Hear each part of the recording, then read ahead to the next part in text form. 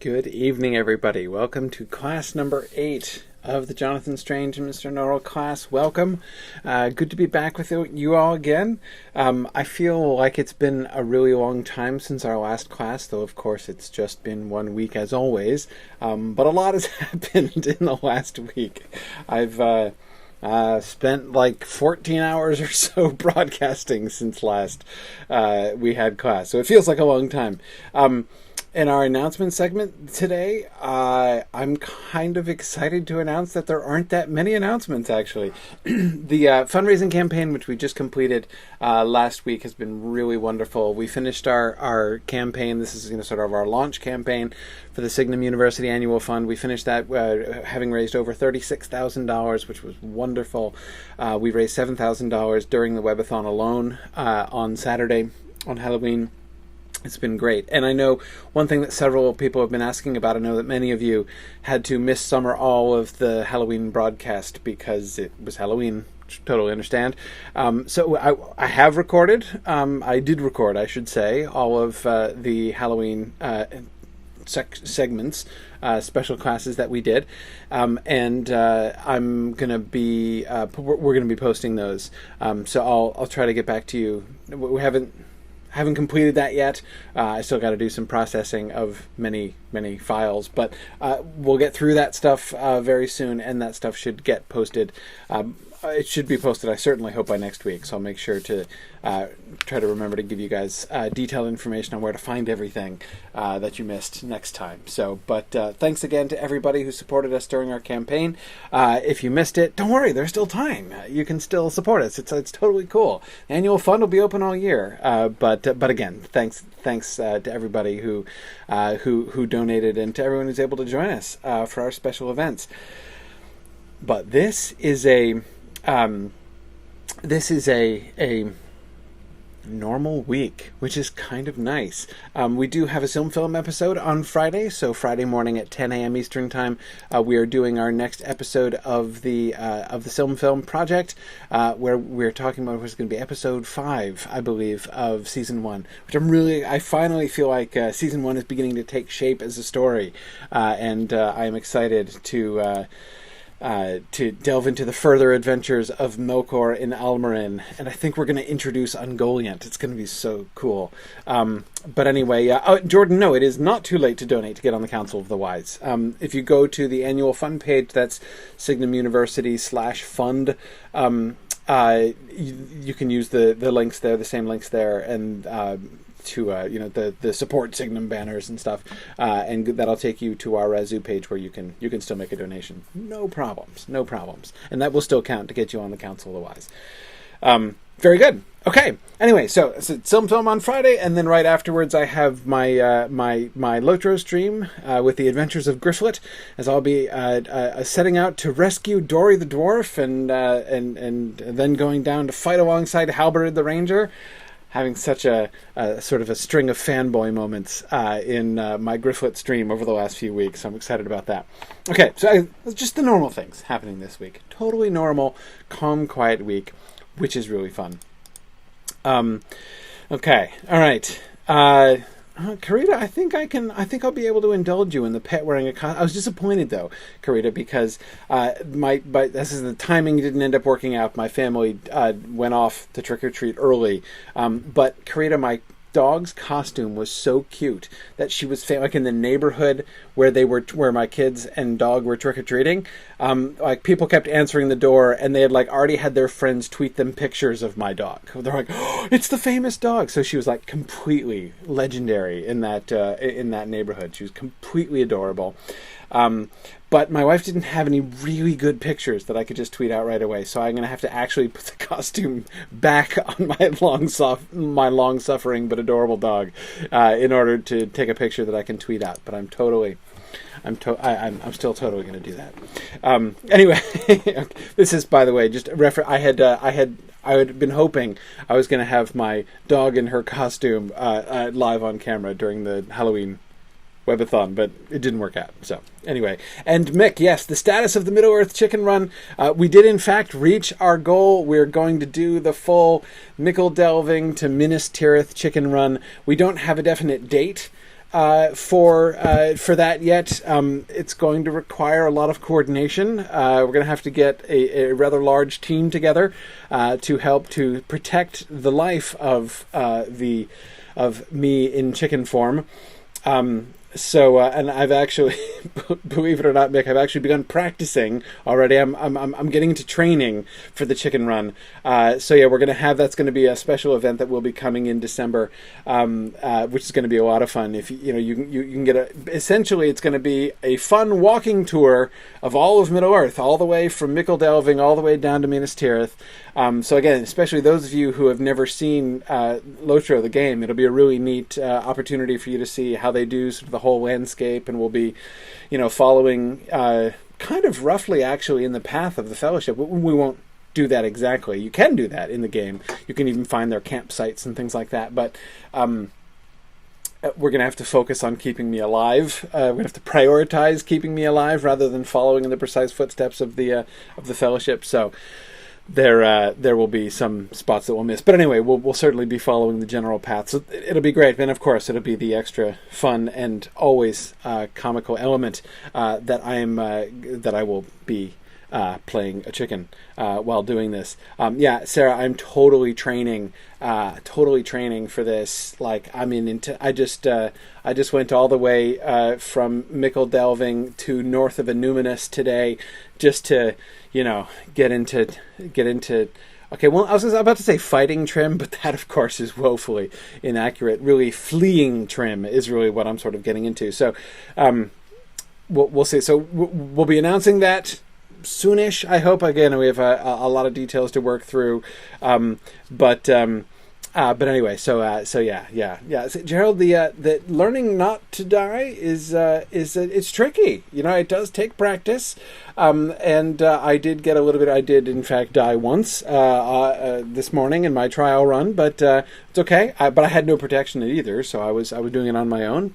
Made it after only one death, which I thought was fairly good performance for a warm-up act. So we had a bunch of people practicing together. So we had a bunch of Mythgard people sort of swarming around. We had about a dozen chickens running around the Shire and out into the Blue Mountains last night, actually. So that was a lot of fun. Yeah, Philip was there. One of the I was about to say gaggle of chickens, but that's of course perfectly incorrect. We weren't geese after all. We have some dignity. Anyhow, I'll stop prattling on about chickens. Let's get back to English magic, because it is time for... but Karita, you're absolutely right. We really should have a chicken training montage. That would be really funny.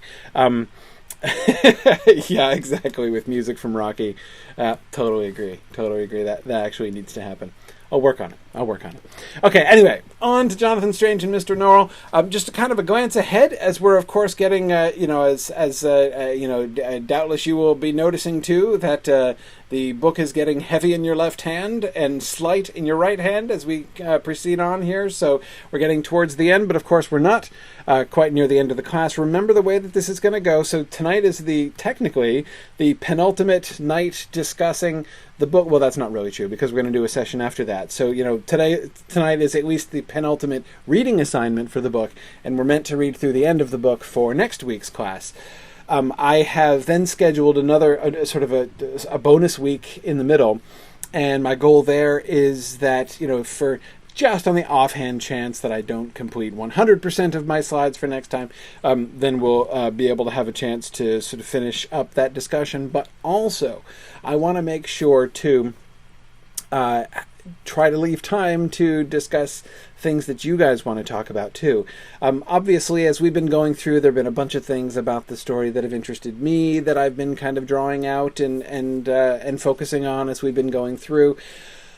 But obviously, the stuff that I'm interested in and the stuff that I've been choosing to talk about is not all that there is to say or all that there is to talk about this book. So that week, that is the week after next, also provides you the opportunity to, sort of not ask me questions as if I'm the expert. Of course, I'm not quite done with my second reading of this book, but rather for you to raise topics and issues and sort of lines of inquiry that I have either neglected or just haven't had time for or whatever. I'd be really interested to sort of steer our talk on the week after next in sort of whatever other directions you guys were interested in. So just be thinking about that. If you have suggestions for things that you would like to talk about, feel free to email me. You can email me at olsen@mythgard.org, and I'll get that, and then we can see. Well, I'll address as many things as I can during that class session. But then after that, remember, we're still not done. At that point, I then have scheduled three more class sessions in which I want to talk about the miniseries adaptation, which I've still not seen yet. I'm trying to stay focused on the book and not get confused with thinking about the miniseries yet. But I'm looking forward to watching the miniseries as soon as we get through the book here for the second time. So then we're going to spend at least 3 class sessions talking about the adaptation and looking at what they did during the miniseries, which I think should be a lot of fun. So that's the plan, and that's why we're going to end up going well into December here, I think. Anyway, cool. All right. Let's then, having glanced then at the road ahead, let's go ahead and carry on. So the only 2 slides I did not get to last time were thinking about the prophecy, the meeting between Vinculus and Stephen Black in the carter's wagon, and I wanted to look at Vinculus's third utterance of the prophecy. Right, he had to deliver the prophecy to 3 people: to Mr. Norrell, to Jonathan Strange, and to Stephen Black, and they're talking about their skin, right? He's asking him about his skin, like why his skin is blue, why it has all these markings that look like writing on it, right? And Vinculus says, "That is not what my skin means," said Vinculus. "Means?" said Stephen. "That is an odd word to use. Yet it is true. Skin can mean a great deal. Mine means that any man may strike me in a public place and never fear the consequences. It means that my friends do not always like to be seen with me in the street. It means that no matter how many books I read or languages I master, it will never be anything but a curiosity, like a talking pig or a mathematical horse." Vinculus grinned. "And mine means the opposite of yours. It means you will be raised up on high, nameless king. It means that your kingdom is waiting for you, and your enemy shall be destroyed. It means the hour is almost come. The nameless slave shall wear a silver crown. The nameless slave shall be a king in a strange country."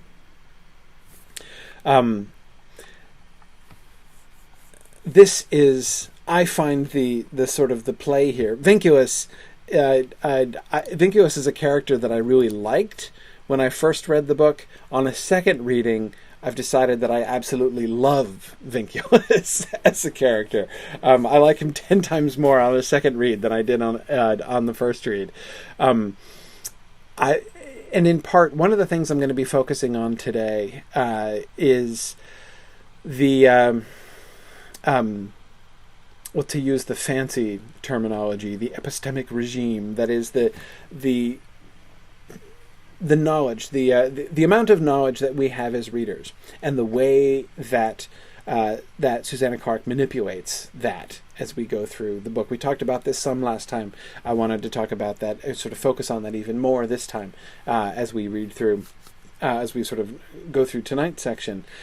Vinculus is really fun because from the beginning, what we begin to see more and more clearly, one of the things that to me makes Vinculus so much fun is that as our own understanding increases, the more and more we come to see that Vinculus is the one who has understood from the beginning, right?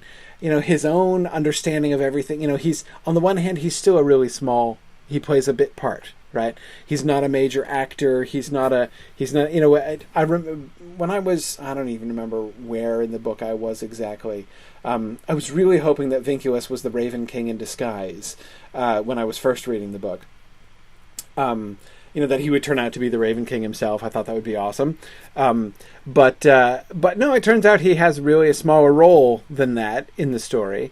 But nevertheless, although he has this small role, the role that he has is he's the one who, in at least a limited sense, knows everything right from the beginning, and slowly our own understanding has caught up with him. And I love the way in which, for instance, his prophecy, when he first utters it to Mr. Norrell, sounds to us, the readers, like nonsense. I mean, when Mr. Norrell says, oh, any street charlatan can spout this kind of thing, it sounds quite remarkably like a thing that a charlatan would spout to sound really impressive. I mean, it sounds like it's, there's no reason to think it's more than that. When we hear it again with Jonathan Strange, it sounds a little different. When we hear it, certainly this snippet of it here, it's very different. Notice the difference, right? The nameless slave shall wear a silver crown. Think of the difference, the different relationship that we as readers have with that statement now. It's already happened. Right? He's got a silver crown. We saw him get it chapters ago. In the first time we hear the prophecy, we don't really know what it means or even whom it's talking about. Because remember, it's before we've even met Jonathan Strange. He's in the title, but Mr. Norrell has been the only central character in the whole book to that point. So when he's talking about the first and the second, we don't really. I mean, we may guess, of course, that it's this other Jonathan Strange person, but we don't even really know that much, right? The second time, at least we can kind of begin to. I mean, again, if you're like me, then when you get to Jonathan Strange and hear the prophecy again, you're like, oh, okay, wait, the first, the second, okay, but we still don't really understand what the things are referring to, right? When it's saying things about the first magician and the second magician, we don't really know what those. We don't know yet, anyway. We certainly haven't seen what those prophecies are talking about here.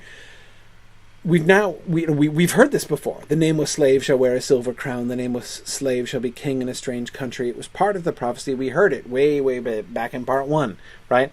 But now we've seen it happen, right? Then Stephen Black's namelessness has already been made a big deal of, right? The gentleman with the thistledown hair has emphasized that Stephen's true name is lost. The name that his mother gave him in her own native language has been lost. The only name that he has left is the name that was placed upon him by those who enslaved him, right? By the English. And of course, his name, his surname, certainly, Black, is merely a descriptor, right? And of course, as he points out in the second paragraph here, not a neutral descriptor, right? He has been named different, right? He's been named by his skin. He is Stephen Black, right? Stephen the Black. That's his name, right? The name that's put upon him. It's not his true name. It's the name that is put upon him by his white enslavers, by his white oppressors. Certainly, this is how the gentleman with the thistledown hair speaks of it. Oppressors, that is. The gentleman never uses the word white. He seems to be, if anything, the gentleman seems to be perfectly oblivious to race. Apart from that first scene when the two of them seemed like a matching set, right? A striking contrast between Stephen's dark good looks and the gentleman's very fair good looks with his bright silver hair, right? Apart from the fact that they looked so delightfully complimentary, like a salt and pepper shaker or something, right? Apart from that fact, apart from that moment, there hasn't been any slightest indication that the gentleman even notices that Stephen's skin color is different, right? I mean, so that's totally off the table. He seems to be genuinely blind to the distinction of race in that way. Yeah, good, Michael. Chevskowski points out that the fairy can't tell that Stephen has a different skin color from the Arabs. Right, exactly. He takes him back to Africa, says, to his home country, and he's like, I believe these are Arabs, right? No, good, Michael. He doesn't even... he has no idea, right? And we have that clear illustration that even when he's attempting, right, even when he thinks he's sort of got things pegged, he's not really getting it. He's not really understanding. Yeah. Anyway, good. Jordan Sunderland says the gentleman's one good attribute. At least he's not a racist. Now, if he could just stop killing children. Well, but Jordan, you can't have one without the other, right? Now, come now. Let's not cherry pick, right? Because indeed, in the gentleman with the thistle down hair, they're of a piece, right? He seems to not notice the difference between Stephen Black and Sir Walter Pole for the same. I mean, we were talking about ants and things before, right? That that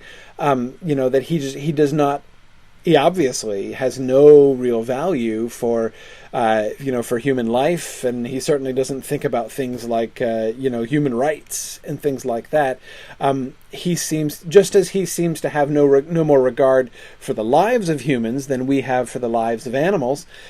So he doesn't seem to be any more aware of the sort of sensitive to the distinction among them than we might be of different kinds of ants. Exactly as Sarah says, he doesn't see the distinction of shades in a different species. Exactly. Now he does have an appreciation for beauty, right? So there is that. But again, even there's almost the sense of, again, it's not like he's seeing them. It's more like he's seeing himself, right? He wants to take those that are like him. Again, remember what strikes him about Stephen is that the two of them look so well together, right? He likes Stephen because Stephen sets him off visually, but again, that's not, even in saying that he appreciates the beauty of a beautiful woman or the beauty of a beautiful man, is not to say that he is sensitive to humans and humanity, and even in a sense, sensitive to their appearance. Rather, he seems to still disregard them. Again, to me, it seems to be all of a piece. Anyway,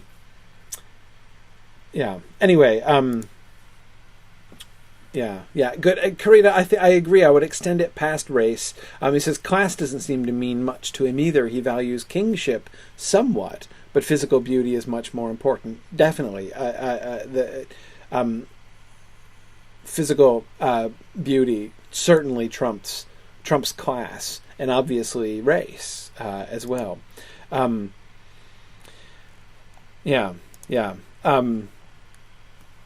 Okay, so, but anyway, John, I agree with you. Back to Vinculus. So, nameless king, and again, so this is now, whereas before, again, you go back to where we were before in Mr. Norrell's house, where we were like, what is this guy talking about, and is there any value to this? I mean, of course, I've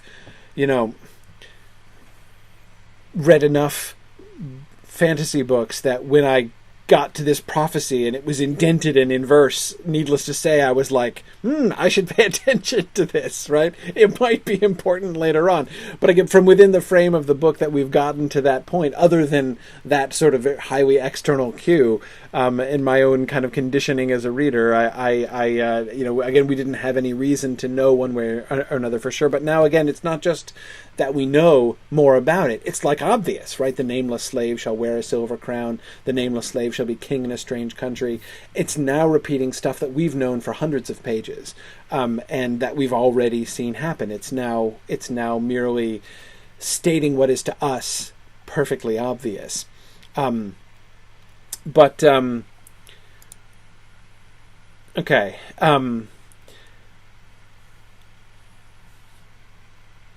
Let's see. Something else I was going to say about this.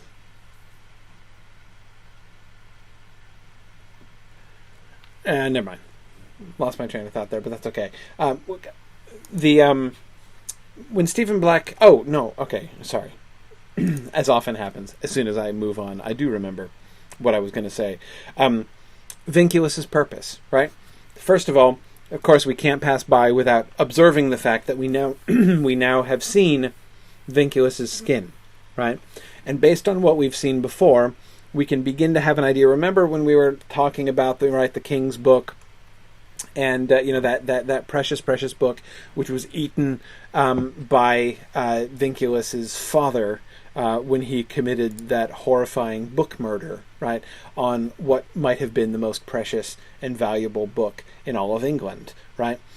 And Childemus's statement that in some way that nobody, not even Norrell, could understand, the book the inheritance had passed to Vinculus, the greatest glory and the greatest burden, right, that had ever been placed on anyone, and nobody had any idea, and we as readers didn't have any idea what that meant. You'll remember, of course, the clue that we got, the sort of double clue that we got from Childemus's cards. When we were looking at Childemus's cards, and the one which seemed to be Vinculus himself, right, and which Vinculus himself immediately recognized and identified with. Remember, he sort of smiled and tapped it familiarly, right? Remember the description of that card, how it had been written on the back, it had been drawn on the back of a piece of writing, and the writing had come through the page, so it looked like the figure had writing imposed all over it. That's one clue. I said it was a double clue because you'll recall the next card was Jonathan Strange, and Jonathan Strange, as you will remember, was depicted exactly, literally true. That is, the picture wasn't symbolic. He had a club that was sprouting leaves in its hand, and you can do a symbolic interpretation of that, sort of an allegorized interpretation of that. And indeed, that kind of allegorical interpretation seems to be what the whole situation of, reading and interpreting the cards seems to ask, right? But remember, we get the cards that represent Childemus's life in some sense, and he can understand the interpretation because he's lived his life and has the key to it. But Vinculus can't read it, neither can we, really. But anyway, but remember that picture of Jonathan Strange turned out not to be symbolic at all, but quite literal. In fact, quite a descriptive portrait of exactly what he was going to look like when Vinculus met him, right? It was to reveal to Vinculus what, whom he was going to meet, and it was going to be exactly like this. A man in nice clothes carrying this club with the leaves sprouting off of it because Jeremy Johns had just cut it off the hedge, right? So that's that kind of, the fact that the card was depicting what the thing would literally look like, that's the sort of the other half of the double clue, right? So then when we come back to the Vinculus card with the writing superimposed over the guy, and now it turns out that, in fact, also was a literally accurate description, right? That the answer to the book riddle, well, or at least the initial or the superficial answer to the book riddle, is the book seems to be written all over Vinculus. It appears to be tattooed all over Vinculus. His skin is covered with what we, I think, have to conclude is the king's writing. Somehow, in some sense, the book that his father ate is literally written all over his skin. So isn't that interesting? On the subject of Vinculus's father, though,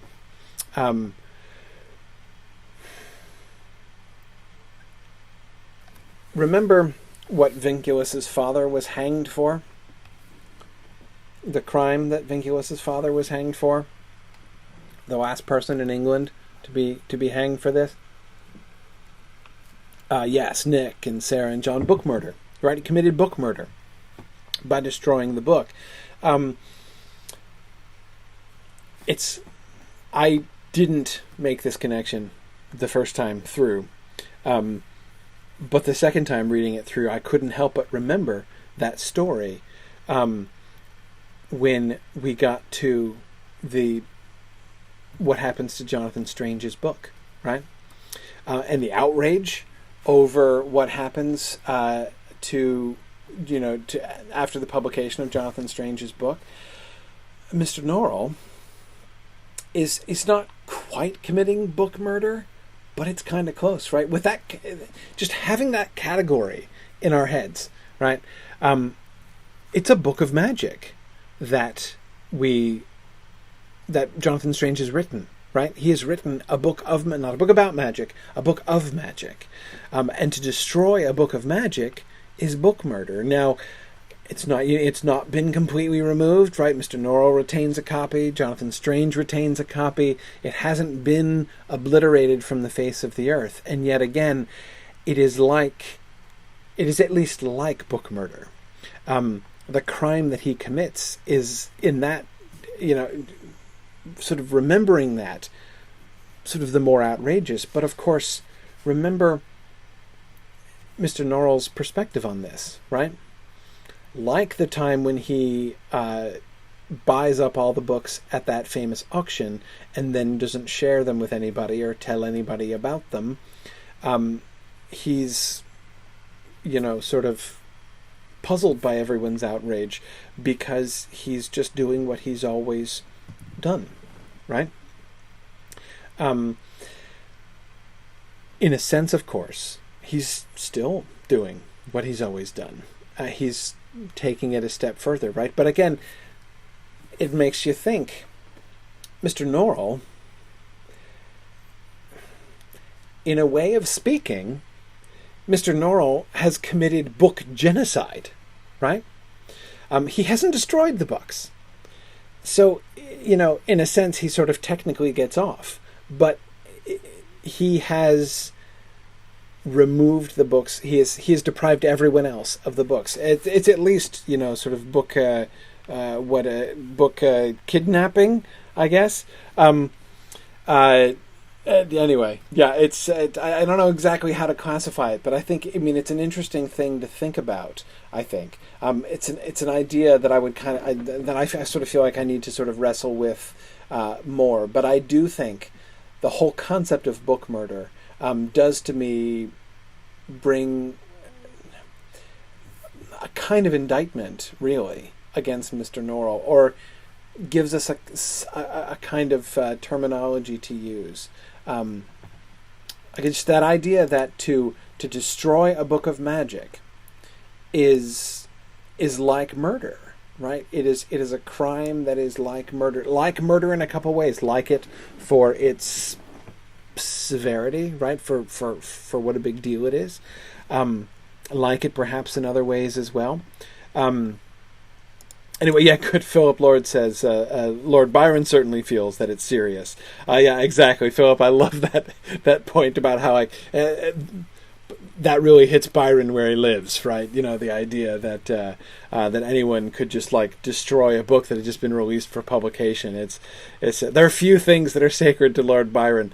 Can I just say, just as a side note, as a student of English literature, I just love Byron's involvement in this story, especially the way that she links it with Manfred, and of course the fact that Jonathan Strange shows up when Byron and Mary Shelley and Percy Shelley and John Polidori are having their famous get together in Switzerland.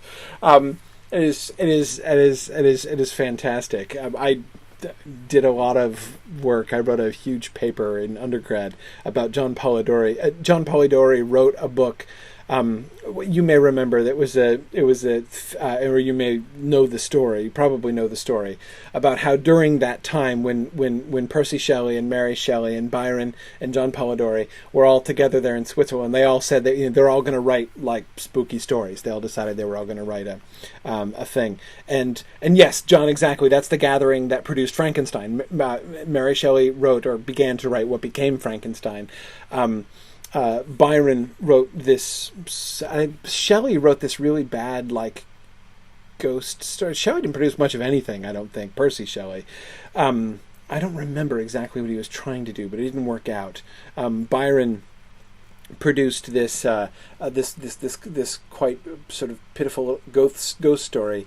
John Polidori wrote a book too. So there are basically two books that emerged from this, one by John Polidori and one by Mary Shelley. And Shelley's, of course, is obviously the good one, Mary Shelley's. But John Polidori wrote The Vampire, and it's John Polidori's Vampire that I wrote that I wrote my a big undergrad paper on, because it's one of the really early versions of vampire stories in England, which were really not very well known at all in the pre-Bram Stoker Dracula world. I mean, English world, that is to say. But anyway, so I was just delighted when Strange in his letter refers to, and it's just so scathingly and slightingly he speaks of John Polidori, who really does seem to have been a bit of a twit. Anyway.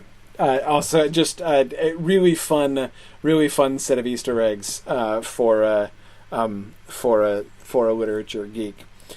Just as I'm sure there were probably lots of really fun Easter eggs for like military history buffs in the whole Napoleonic War section of the book. But anyway, I'm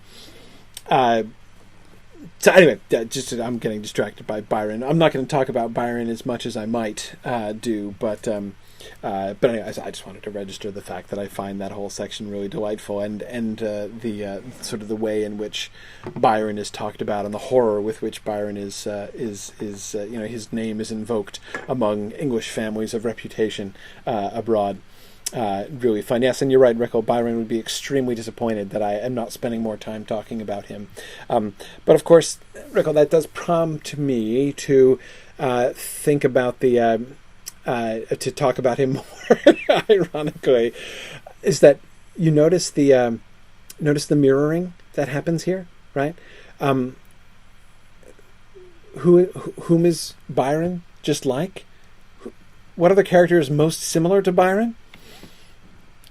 The gentleman with the thistledown hair, right? Both of them who can't bear to have conversation linger very long on anyone else, right? The self-absorption of the two of them, the vanity of the two of them, the way in which both of the, so when we see sort of the kind of Byronic disdain for other, the contrast between Dr. Greysteel's concern for Jonathan Strange as a friend, not to mention potential future son-in-law, and Byron's sort of morbid interest, right? And how he just comes to sort of watch Jonathan and be sort of, delighted in his madness, right? He is just like the gentleman with the thistledown hair, right? In his sort of impersonal treatment of people, right? His sort of lack of concern about other people as people. Anyway, yeah. And Kay, you're right. Kay says between the two of them, I'm sure they seduced all the beautiful women of Europe at one point or another. Exactly, yeah. They both see a beautiful woman and want to add her to their collection, right? And with about as much, a moral qualm or emotional investment, it seems, right? In different senses, of course. There is, and again, it's another thing, and I'm remembering, Kay, it's sort of reminding me of the scene that we were talking about the girl who danced to death and bled through her skin. Remember in the story of the Raven King's army, that contrast between the sort of very human motivation of sexual desire, which is kind of what the girls seem to have had in mind, right, when they came to the camp, and yet what they're greeted by is something quite different. They seem to take to the kiss well enough, but that doesn't seem to be where their interest lay. And they get the same thing with the gentleman, right? He collects beautiful women, not for some kind of harem, because that sort of sexual desire seems to be a human thing. His desires are different. His what he is pleased by is very different. But anyway, and it also, therefore, to me, again, kind of serves to undermine Byron, right? Where he is sort of, in him we see a kind of imitation of what the gentleman really is, right? That kind of inhuman attitude towards other people, but still only being affected by a person who remains himself very human, as again is revealed by his great perturbation about the idea of published books disappearing by magic. But Anyway, yeah. So there's that. It's interesting how in this way, Lord Byron seems to serve as a kind of foil for the gentleman with the thistledown hair, which again, the idea, Rico, of Lord Byron appearing in a story only as a foil to one of the main characters. Oh man, how he would have hated that. But anyway, anyway, okay. Now I'm going to move on to slide number 2. Okay, I'm glad I remembered what I wanted to go back and talk about. Anyway, okay, so now here we get to, again, Stephen Black has now reported Vinculus's words to the gentleman. And here's the gentleman's explaining what the prophecy really is, right? The nameless slave, well, is that me, sir? Wait, sir, well, that is me, sir, is it not? And this prophecy seems to tell how I will be a king. Stephen, of course, has come to the same obvious conclusion as we have, right? Again, that is me, sir, is it not? This is not, he's not doubtful. Why should he be? He has a silver crown, right? He is the nameless slave. He has a silver crown. He's been told again and again how the gentleman is going to make him king of England, right? So, I mean, it seems obvious, right? Well, of course you are going to be a king. I have said so, and I am never wrong in these matters. But dearly as I love you, Stephen, this prophecy does not refer to you at all. Most of it is about the restoration of English magic, and the part you have just recited is not really a prophecy at all. The king is remembering how he came into his 3 kingdoms, one in England, one in Faery, one in Hell. By the nameless slave he means himself. He was the nameless slave in Faery, the little Christian child hidden in the Brugh, brought there by a very wicked fairy who had stolen him away out of England. Stephen felt oddly disappointed, though he did not know why he should be. After all, he did not wish to be king of anywhere. He was not English, he was not African. He did not belong anywhere. Vinculus's words had briefly given him the sense of belonging to something, of being part of a pattern and of having a purpose. But it had all been illusory. Okay. One of the consequences of this, clearly, right? Yeah, Michael, I also don't know by what standards that other fairy could be considered wicked. What the word wicked means when used by the gentleman, I don't know exactly what that word means to him. I don't feel that I have a sufficiently intuitive grasp of his moral code to really comprehend the significance of that word to him. But anyway, one consequence, obviously, of this interpretation, of this explanation on the part of the gentleman, is the connection between Stephen and the Raven King, right? And of course, once that connection is made here, page 680, we're now, almost 3/4 of the way through the book. And once this is made, it's sort of the moment where I find myself thinking, why didn't I make that connection before, right? Black King, right? Yeah. He's going to be King Black. He's going to be the Black King, which is one of the names of the Raven King, right? But of course we see the parallels as well, right? He too was nameless. The only names that he had were the name that he took to himself and the name that he was given. We hear his name, we don't actually, it's never written, right? But Jonathan Strange hears his name, John Usglass's fairy name, uttered several times by fairies, right? And we hear it once in this passage by the gentleman.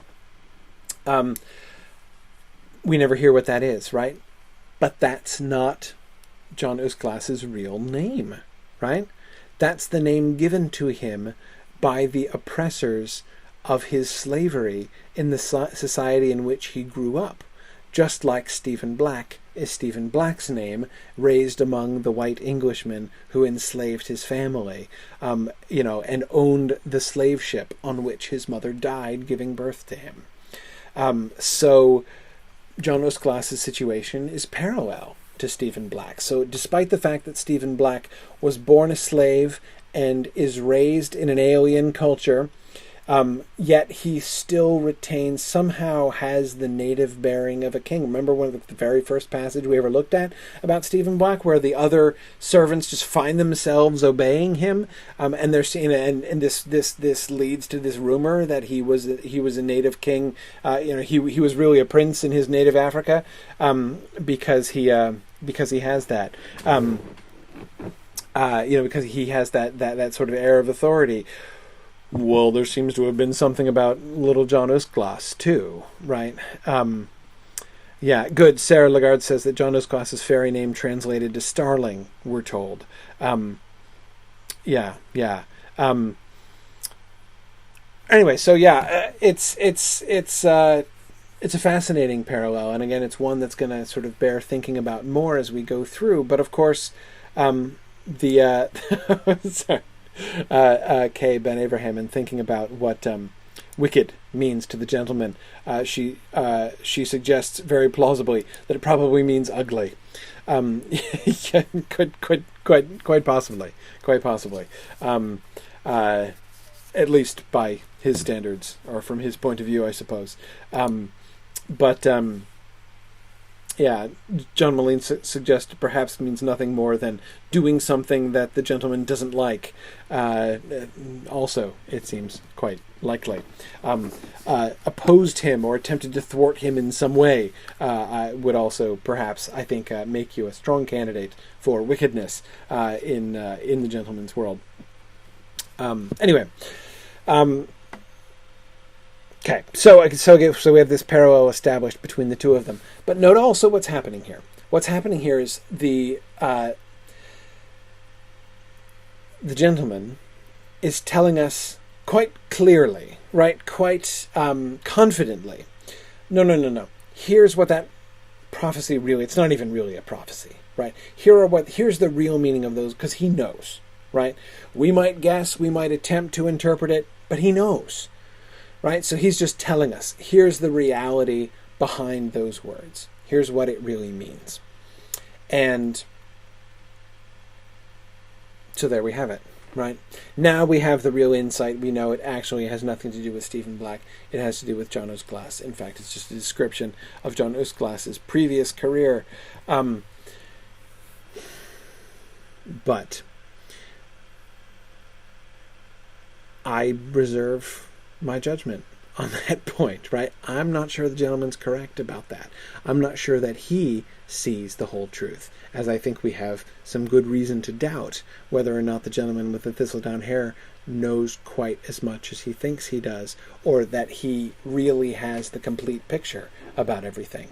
One thing that we begin to see more and more strongly as we move into these latter sections of the book is that, as I talked about last time, we went from being clueless and uncertain about what the heck was going on and what magic was and how it worked and anything about it. Everybody seemed to know more about magic than we did back in, the first 10 chapters of the book.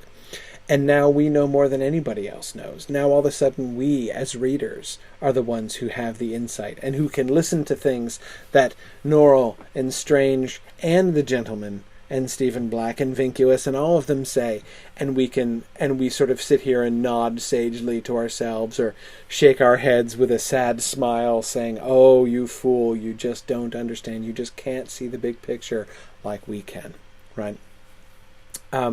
And I think that that's a really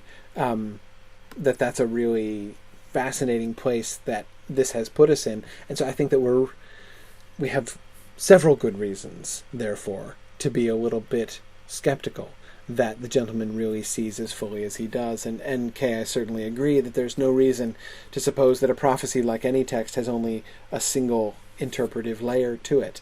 Yes, the fact that the gentleman might be right, the fact that this does in fact seem to tell John Usglas's story does not necessarily lead us to believe that it's the only way that we can possibly understand. And John, I think that's a great point. John Moline says that the gentleman, his story goes on a downward arc, where he seems if not all powerful, certainly extremely powerful at the beginning. We see him fearing attack and appearing vulnerable and just flat being wrong. All this sort of moves on. And yeah, as Noam says, all this happened before and shall happen again. Yes. And Noam, I agree. Noam says the gentleman is wrong on account of the timing. The saying that is that because you're right, Noam. It says the slave will be king. It's not a historical. The slave became king. He wants to say, and he says it's not really a prophecy. He is remembering how he came into his three kingdoms, right? Well, but Noam, you're right. It doesn't sound like that, right? It sounds like it's now. Again, maybe the gentleman would say no. It's framed that way. Right, it's like a prophecy about a thing that's already happened, but really he's just talking about what did in fact happen. But no, I absolutely agree with you. That's not in fact how it reads. Anyway, we'll see more of this too. Let's look at the main subject that I want to talk about today, madness. Because increasingly, as we get through the book, I've come to suspect that madness is, in essence, one of the primary themes, or sort of the primary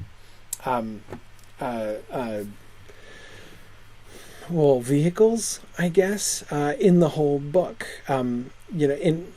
There's a sense, I would say, in which we could say this book is really about madness, almost. But let me not make cryptic generalizations. Let's talk about passage. So first, recall what we already talked about before, because Clarke reminds us in detail, several hundred pages later on, of this important fact. They're talking about curing madness by magic, right? I never heard of a single instance of an Orient magician curing madness. Their attitude towards madness seems to have been quite different from ours. They regarded madmen as seers and prophets, and listened to their ramblings with the closest attention. How strange! Why? Mr. Norrell believed it was something to do with the sympathies which fairies feel for madmen. That and the fact that madmen can perceive fairy spirits when no one else can. Strange paused. You say this old woman is very mad, he said. Oh yes, I believe so. This is, of course, the moment when he is recognizing his big plan. And by the way, tincture of madness, I think, is just awesome. I love that phrase, that how he makes like the tincture of madness.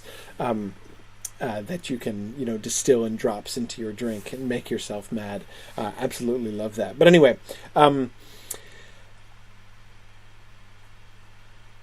remember that this is not, of course, a mere repetition of this important fact about the Orient magician's attitudes towards madness. Right?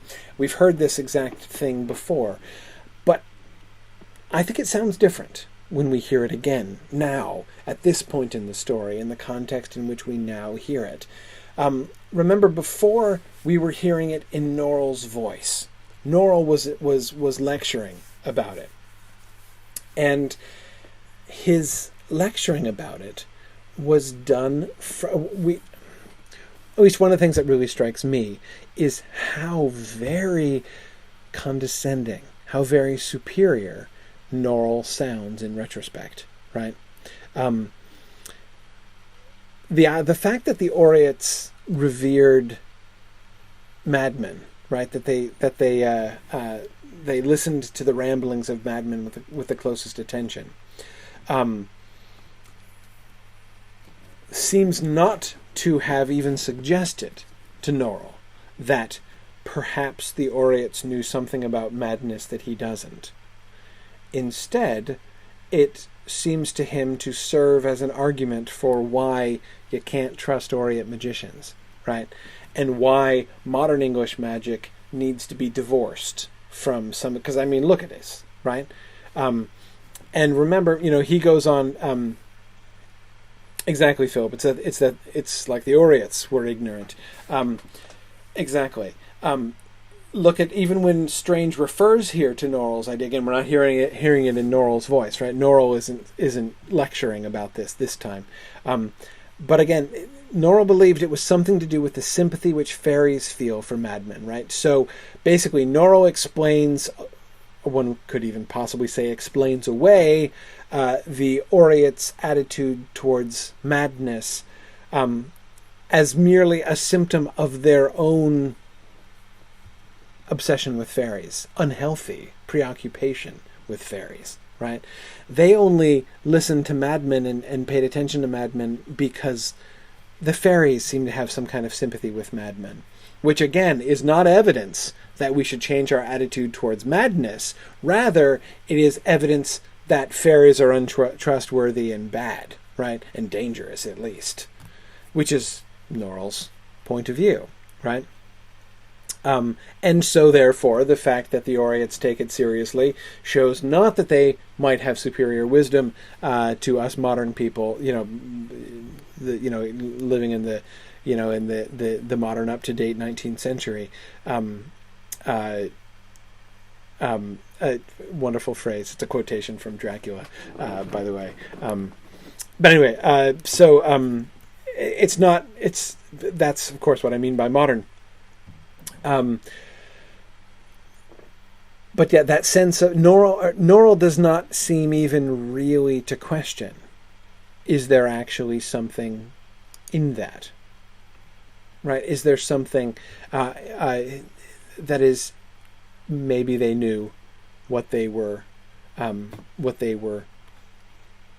talking about, right? The Oreates must be ignorant. But what are the things that have changed? What has changed since that time? We see things differently, right? We as readers are placed in the position to see both sides of things, right? We, at least, even if Mr. Norrell isn't willing to see it, remember we talked about the apparent blindness of Jonathan Strange, right?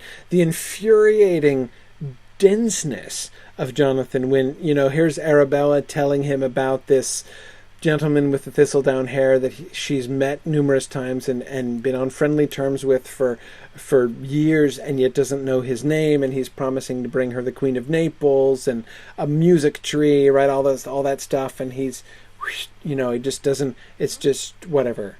She's not even mad. He doesn't even have that excuse, right? She's just a woman, I guess, right? The way that he doesn't really pay attention to the things that his wife tells him. Jonathan Strange is much more generous, towards women, and women in particular. He's much more open-minded than Mr. Norrell is, and yet he still doesn't listen to his wife, right? And of course, when his neighbor attempts to tell him that he saw his wife wandering out in the snow, he completely dismisses it, despite the fact that his neighbor tells him that he was hearing bells, and despite the fact that his neighbor saying that he was hearing bells led Jonathan himself to give a lecture about how you often hear bells when fairy magic is happening, and yet he never even pauses to consider maybe fairy magic was happening. Why not? Because he seemed just... Is it possible that the gentleman's magic is at work to suppress him noticing it? I think that's possible. That's even likely to be the case in the case of Arabella's talking about her friend the gentleman. I think it's unlikely to be the case when the neighbor is telling him that he saw Arabella out in the snow. That seems to be simply, I don't accept that as a possibility. I know that can't be true. Therefore, there are really only two possible explanations to this, right? Obviously, Arabella can't have been out wandering in the snow. That's ridiculous. So either the neighbor is mistaken, or the neighbor's mad, right? One or the other. Really, what other possible explanations are there? Oh, well, of course, it's possible that he was telling the truth, and that thing which sounds mad is in fact true. Is in fact the case, because that seems to be the consequence of fairy magic. That seems to be one of the things that magic does, is to create a situation which sounds mad to other people, right? And that in fact resistance to madness is a part of modern blindness, that it's in this sense a symptom or a corollary of the departure of magic from England with the departure of John Ustaglas, right? That now that people don't take madmen seriously anymore, now they just dismiss them as crazy. And we know examples, right? Stephen and Lady Pole are both of them under fairy enchantments. Both of them Stephen, because nobody pays any attention to him. If people paid more mind to Stephen, they would probably think him mad too. But he's not only a servant, but a black servant, and as much as Sir Walter Pole respects him, he doesn't really listen to him or talk with him or take him seriously in that way. So Mick, it's true, the Fey glamour does prohibit people from seeing the oddness of fairy activity. That is a thing that we see often happening. They're often merely oblivious to it. They don't even recognize that it's happening when it's right in front of them. But even if they do hear about it, they dismiss it as madness. It's insane. People who talk... So Lady Pole is obviously insane, right? I mean, it's demonstrated that she's insane. The fact that she came packing heat to put a cap in Mr. Norrell shows that she's obviously, that proves she's crazy, right? She is obviously mad.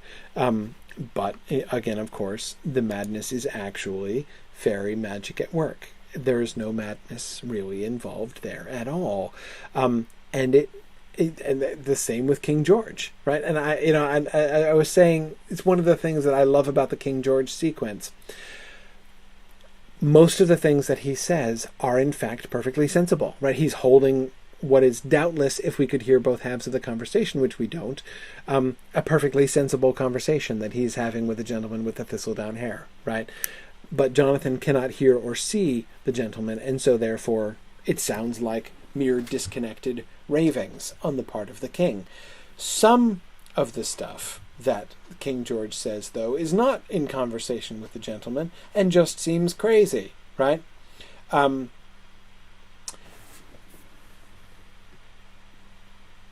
at least it opens up me, anyway, to wonder, is it crazy? Right? I mean, who are we? Maybe there are things that he is perceiving that we don't perceive. I don't know, right? It would be interesting. I haven't done it in detail, but it would be interesting to look at all of the things that Mad King George says, to go back and take an Orient magician attitude, and at least open ourselves to the possibility that King George is a seer or prophet, rather than merely dismissing what he says as simply mad, right?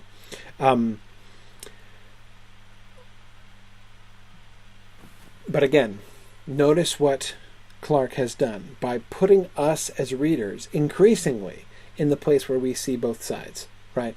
Where we know what the apparently mad person is saying. We recognize that the person is not crazy because we see both sides. Just as Jonathan cannot see both sides of the conversation, cannot see or hear both sides of the conversation that King George is having, increasingly as the book goes on, we do hear both halves of the conversations. And so we can see through, as perhaps the Orient magicians did too, see through and recognize both halves of the story. I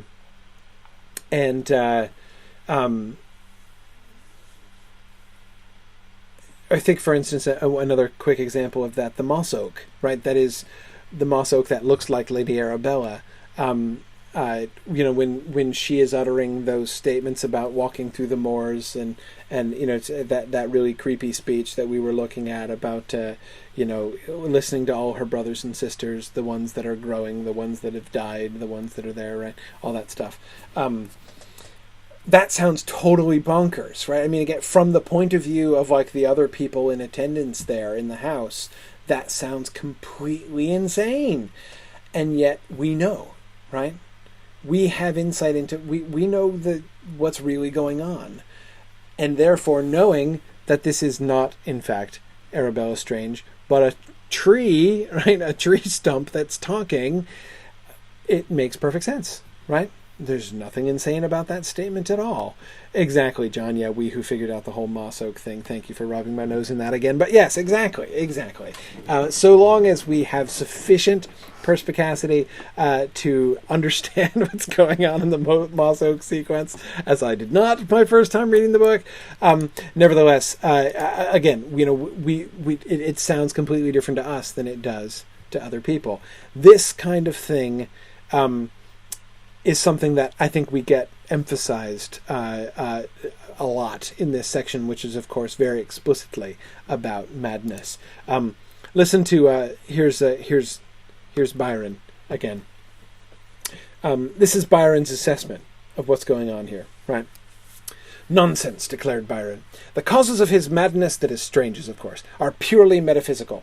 They lie in the vast chasm between that which one is and that which one desires to become, between the soul and the flesh. Forgive me, Dr. Greysteel, but this is a matter of which I have experience. Of this I can speak with authority." But Dr. Greysteel frowned and paused to collect his thoughts. But the period of intense frustration appeared to be over. His work was going well. "All I can tell you is this. Before this peculiar obsession with his dead wife, he was full of quite another matter, John Usglas. You must have observed that? Now I know very little of English magicians. They have always seemed to me a parcel of dull, dusty old men, except for John Usglas. Of course Byron likes John Usglas. He is quite another matter. The magician who tamed the Otherlanders, the only magician to defeat death, the magician whom Lucifer himself was forced to treat as an equal. Now, whenever Strange compares himself to this sublime being, as he must from time to time, he sees himself for what he truly is, a plodding, earth-bound mediocrity. All his achievements, so praised up in the desolate little isle, crumble to dust before him. That will bring on as fine a bout of despair as you could wish to see. This is to be mortal, and seek the things beyond mortality." Lord Byron paused for a moment, as if committing the last remark to memory, in case he should want to put it in a poem. Yes. Yeah, exactly. Nancy thinks that Byron is projecting a little bit here. Yes. Yes. At least he is certainly understanding him in his own terms, right? But of course we should be careful to dismiss Lord Byron, as of course we know the truth of some of what he says, right? Whenever Strange compares himself to this sublime being, he sees himself for what he truly is, a plodding, earth-bound mediocrity. We've heard him say almost the same thing. Remember, he comes from the King's Roads and says almost exactly that everything that he and Norrell has done is as nothing, right? He is primarily, he emerges from the King's Road, for the King's Roads, with a sense of his own, not inadequacy, but, sort of tininess here, right? So yeah, Byron's right about that. Does that lead to despair? No, it does not lead Strange to despair, right? Is he having this sort of romantic moment? Is that what's bothering Strange? No. No, not really. But I think that one of the things that we see here, one of the things that, although again, I don't think that Byron is completely wrong. But again, notice how we can be in a position. We are now in a position to be like, Byron, you're close in some things, but not as we're the authorities on everything now, right? We know the hidden secrets of all things. We are the ones who are like the real magicians now. Remember the whole business at the beginning, from the very beginning of the book, about becoming a learned magician, right? Studying the history of magic, understanding, how these things really work, having this sort of book learning of magic. Well, we've gained a lot of book learning of magic, right, from the course of reading this book, and now. So yeah, we can sit here and grade Byron's performance, see the ways in which it's like and the ways in which it's unlike Jonathan Strange's true condition. But again, we see that Byron, like the gentleman with the thistledown hair in his interpretation of Vinculus's prophecy, is sublimely confident in his own interpretation, right? He's the one who sees, because he, Byron, has this deep insight into these metaphysical matters, right? Remember, I mean, I can speak with authority. The gentleman was speaking with authority too, right? But their authority is nothing compared to ours, right? Yeah, as Sarah Lagarde says, we get a full magical education from the footnotes. Exactly, right. I mean, we could basically set up our own academies for training magicians at this point. Well, I mean, if Childermus would let us. But anyway, okay. So back to Strange. Yeah, Noam, I agree. We should do a breakdown of how the footnotes change as the story goes on. We absolutely should. That would be fascinating. If anybody has any observations to offer on that, on any changes, sort of changes in the pattern of the footnotes and tone of the footnotes, I'd love to study that more clearly. But I'm going to need help with observations. So anything you notice about that, again, email that to me. We can look at it in our bonus class session.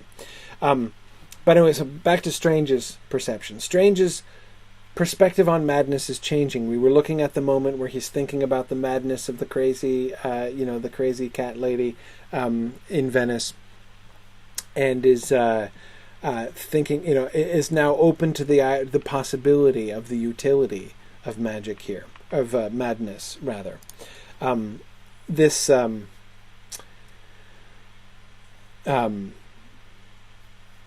This from one of his letters. Now at times I become a little wild. I shake and laugh and weep for a time. I cannot say what time, perhaps an hour, perhaps a day, but enough of that. Madness is the key. I believe I am the first English magician to understand that. Well, Oriets, but whatever. Norrell was right. He said we do not need fairies to help us. He said that madmen and fairies have much in common, but I did not understand the implications then, and neither did he. Henry, you cannot conceive of how desperately I need you here. Why do you not come? Are you ill? I have received no replies to my letters, but this may mean that you are already on the road to Venice, and this letter may perhaps never reach you.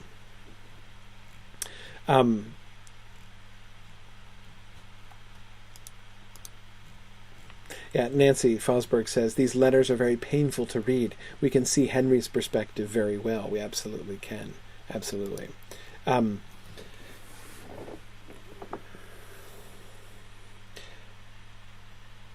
Maybe he is the first English magician, in a sense, perhaps.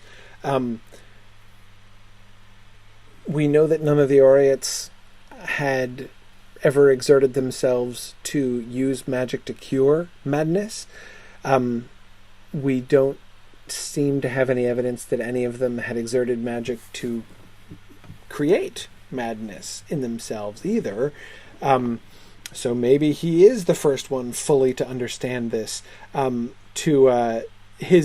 If he does have an insight, which does seem to be sort of unique to himself, something that does not have in common with the Oriets, it would be that that Norrell is right, that we don't need fairies to help us, that we can do what fairies do, that we can meet fairies on their own terms, that we can cross over into that world, not just traveling in fairy. Many magicians have done that, but that we can have access to that in this sort of direct kind of way through madness itself. And Nancy, exactly as you say, and yet you read this and at the very least we can appreciate how crazy does he sound, right? Obviously, poor Jonathan Strange has gone mad. Yeah, of course he has, right? Notice how that word begins to even lose its meaning. John, you were just complaining that I called the cat lady the crazy cat lady of Venice, and he said, crazy? She's the queen of cats. Yeah, of course she is. And crazy. I don't mean that as an insult, right? And that's the thing that I think comes across. It's the question of, wait, are they really mad or not? Ceases to even have a meaning anymore, right? Is it mad to perceive what's really going on? Or is it just having a different perception? Or wait, is that what madness is in the first place? Right? So, I mean, does the question, is she mad or is it true? Right? Is that in fact a false question at all? So yeah, so and this when Jonathan Strange is mad, all this discussion about the madness of the English magician there in Venice, the point becomes not, oh no, like if you're defending Jonathan, right? Be like, no, it's not like that. He hasn't just lost his reason. He knows just what he's doing. He's making himself insane on purpose, right? Yes, of course he is. Yes, that's mad. And not only is that by definition making yourself insane, not only do you have to be you have to be insane to do that, right? I mean, it's like this whole circular thing about his madness. What it sort of forces us again is just to reconsider what on earth that even means in the first place. Look at another example. I've been somewhat troubled in my conscience. So this letter is a little bit earlier than that last one. I've been somewhat troubled in my conscience since I wrote to you last. You know that I have never lied to you, but I confess that I have not told you enough for you to form an accurate opinion of how matters stand with Arabella at present. She is not dead, but 12 lines crossed out. Under the earth, within the hill which they call the Bru. Alive, yet not alive. Not dead either. Enchanted. It has been their habit since time immemorial to steal away Christian men and women and make servants of them, or force them, as in this case, to take part in their dreary pastimes, their dances, their feasts, their long empty celebrations of dust and nothingness. Among all the reproaches which I heap on my own head, the bitterest by far is that I have betrayed her, she whom my first duty was to protect.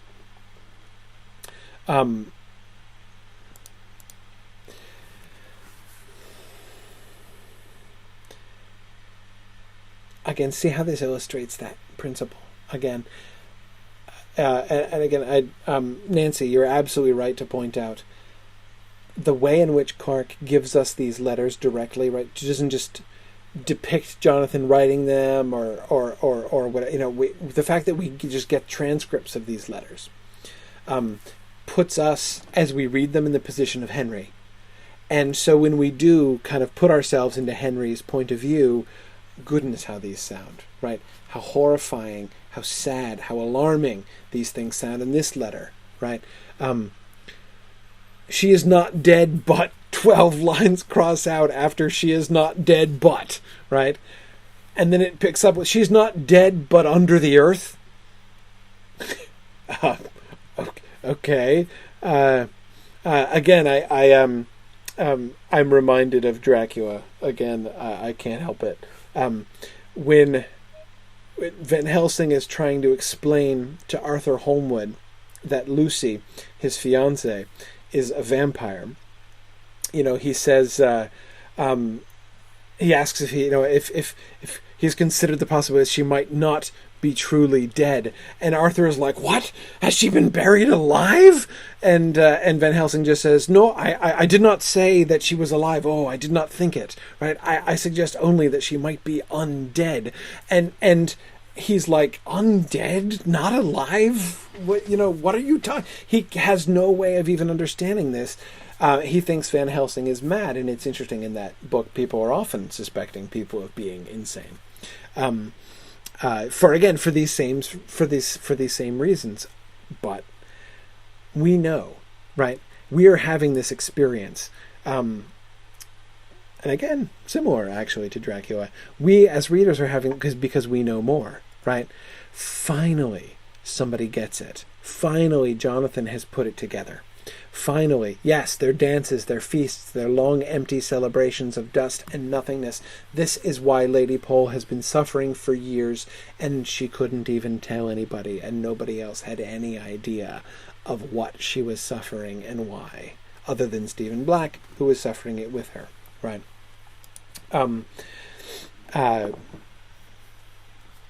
Yeah, exactly, Rachel. It's like how Stephen and Lady Pole speak of something completely different every time they try to tell someone about fairy. Nobody else even can hear what they're saying, right? And instead what they're told is something disjointed, something mad.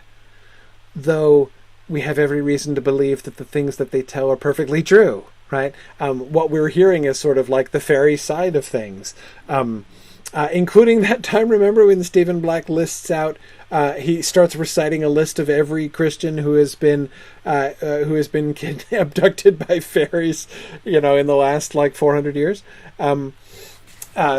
So yeah, he's just sort of they're revealing all these things. They're true, right? All these things that they're saying are perfectly true, and yet it's disjointed. It's insane. Here's Jonathan spelling it out. He sees it clearly, and yet again, it sounds completely insane to Henry, who sees this as merely evidence that Jonathan has lost his mind. Wait, except Jonathan has lost his mind. And a couple of you are pointing out the sort of the manifestations, the repeated manifestations of Jonathan Strange's madness. The candles inside people's skulls I find fascinating too. Is that is he mad or is he a seer? Right? Well, there's actually kind of something to that.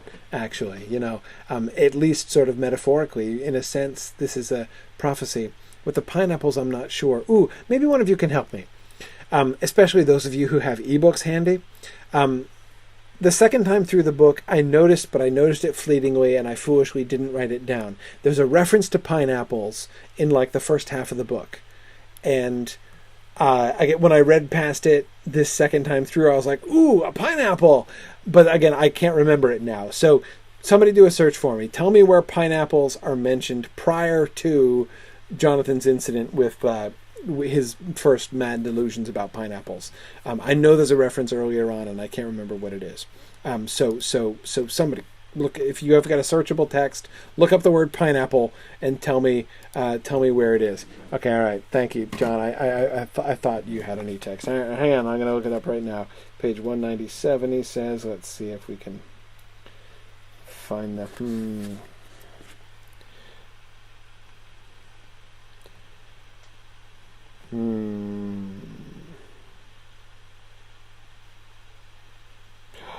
Is it one of the things that Mrs. Brandy stocks in her shop? Oh, the alehouse called the Pineapple. That was it, John. That's totally the one that I was remembering. Yes, the alehouse called the Pineapple that Childermus takes Vinculus to when he meets up with him. Yes. That was absolutely it. And I was like, oh, the Pineapple. Yep. Okay. Phew. Okay. I remembered now.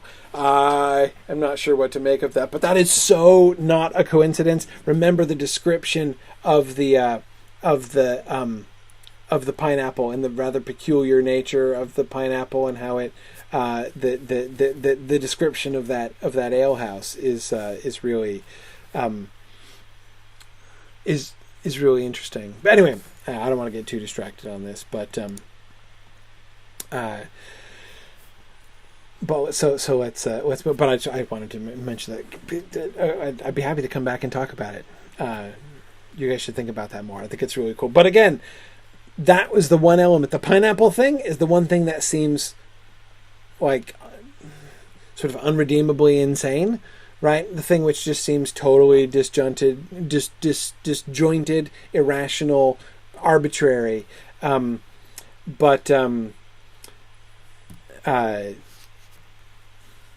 Yeah, okay, John, right. John Williams says that when Mrs. Brandy is making small talk with Stephen about Africa, they talk about pineapples. Yeah, okay, right, exactly, okay. Pineapples from Africa, Stephen Black, the alehouse that Vinculus went to. Okay, yeah, no, there's definitely stuff we could do there. I'd have to think it through more, but there's definitely a pattern there. But you notice where this comes from? You notice why I'm coming back to this and wanting us to try to make these connections? Because I'm trying to be like an Orient magician, right? I don't believe I'm not ready to throw out anything that Jonathan sees or experiences when he is in his mad state, right? He's mad and he's talking about candles in people's heads and he's talking about pineapples, and I am unwilling to believe. I don't want to go all Mr. Norrell on his visions about pineapples, right? There's something to that. There's probably something to that, right? If not, I just don't understand. But probably. Anyway, we get lots of examples of this sort of not understanding. One of my favorite moments is when the gentleman and Stephen visit, that time when they visit Strange and Byron is there watching him, right, really creepily. Suddenly Strange raised his head and cried out, "I know you are there. You can hide from me if you wish, but it is too late. I know you are there." "Who are you talking to?" Byron asked him. Strange frowned. "I am being watched, spied upon." "Are you indeed? And do you know by whom?" "By a fairy and a butler." "A butler, eh?" said his lordship, laughing. "Well, one may say what one likes about imps and goblins, but butlers are the worst of them." "What?" said Strange. Again, how much worse does this sound than the things that King George said, right? I mean, like somebody looking around an apparently empty room and saying, "I know you're there, I know you're there." And you ask who it is, and he's like, "A fairy and a butler are spying on me," right? I mean, how completely insane does that sound, right?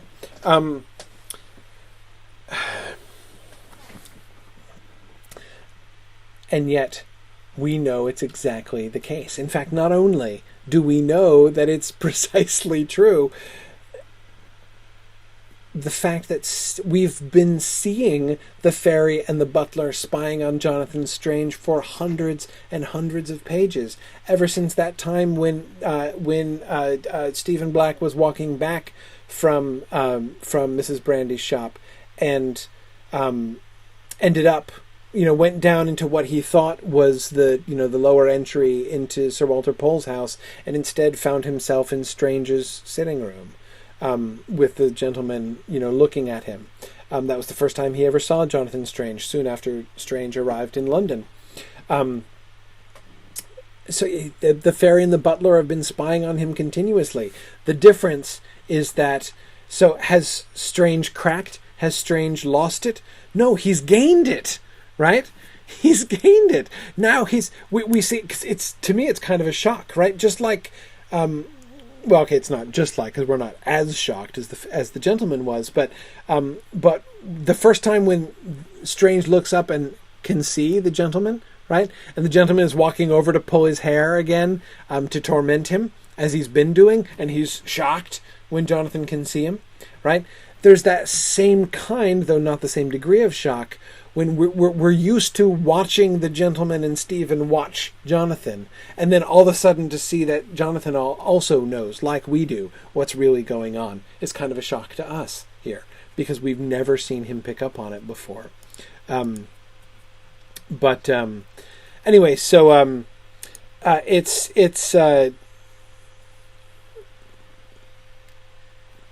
but again, it sounds like he's gone completely mad. Because wait, he has gone completely mad. We can't actually look at this conversation and say, if only Byron knew, right? It sounds insane to Byron, but really, it's not insane. No, it is insane. If he weren't insane, he wouldn't have perceived it at all, right? That's where this perception comes from, in fact. It just has to change our entire definition. And we see another, even more important example of this in his conversation with Drawlight, when he captures Drawlight. There was a silence. Drawlight wondered how much Strange had understood. Then Strange said, "Emma Wintertown is not mad. She appears mad. But that is Norrell's fault. He summoned a fairy to raise her from the dead, and in exchange he gave the fairy all sorts of rights over her. The same fairy threatened the liberty of the King of England, and has enchanted at least 2 more of his Majesty's subjects, one of them my wife." He paused. "Your first task, Lucrocrata, is to tell John Childermas what I have just told you, and to deliver this to him." And he gives him Lady Pole's finger.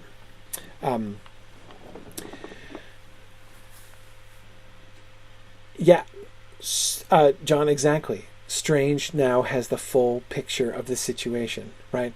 But again, notice this shift. Notice the gap that has widened now, right? This is one of the craziest speeches that he has uttered, right? I mean, again, the same fairy threatened the liberty of the King of England. Okay, right? And you're being spied on by a fairy and a butler, or is it a fairy butler, or what? It sounds completely crazy. And he's also enchanted my dead wife, right? And that not only seems to betray the madness of his speech, but to give an explanation for the madness of his speech, like, okay, Mr. Grieving in Denial Widower, right? Yes, okay, he's enchanted your dead wife. Anyway, but of course, to us who have been watching this happen, who have been, if we have any humanity, sympathizing with poor Lady Pole, who has been the victim of this whole horrible thing all the way along, to finally see, knowing how Stephen and Lady Pole have been longing for somebody, the despair that they have felt, that they would ever be able to make anyone understand, that anyone would see their real situation. And to hear Jonathan Strange just rattle all of this off, this is the most clear, sane, this is a relief to hear him actually lay all this stuff out, right? But